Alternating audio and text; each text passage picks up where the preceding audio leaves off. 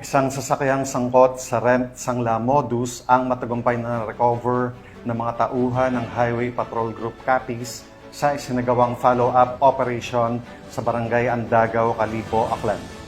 Ito ay bahagi ng walang humpay na kampanya ng PNP, HPG laban sa carnapping at iba pang uri ng motor vehicle-related crimes. Narito ang detalye ang report mula kay Patrolman Mark Roland Feliciano.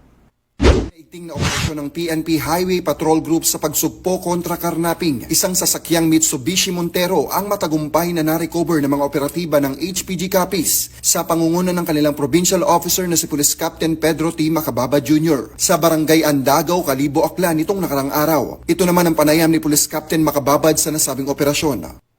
Swerte ng Silito at Jerusalem ay nagtungo sa opisina ng Regional Highway Patrol Unit 6, investigative section upang itulog ang kanyang reklamo regarding sa kanyang sasakyan na pinarakilahan noong April 2024 sa halagang 45,000 kada buwan. Ngunit ito ay hindi na binayaran at napagkalaman na ang nasabing sasakyan ay isinangla sa isang alias itik sa bandang Calibo. So, agad-agad na nag-conduct tayo ng verification at saka investigation at napunton natin ang sasakyan sa Calibo. So, agad kami nagtungo sa nasabing lugar kung saan sinanda ang sasakyan.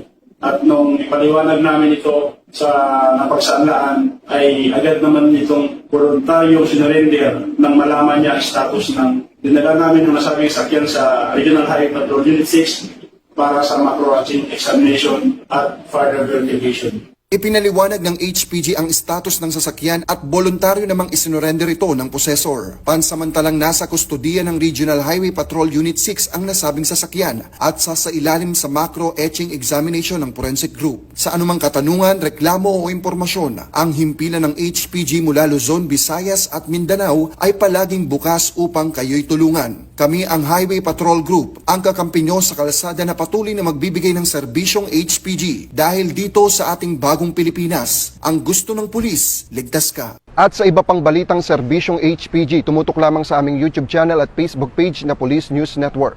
Mula sa tanggapan ng kakampi nyo sa kalsada, ako po si Patrolman Mark Roland Feliciano para sa Police News Network, alagad ng batas, tagataguyod ng balitang pulis.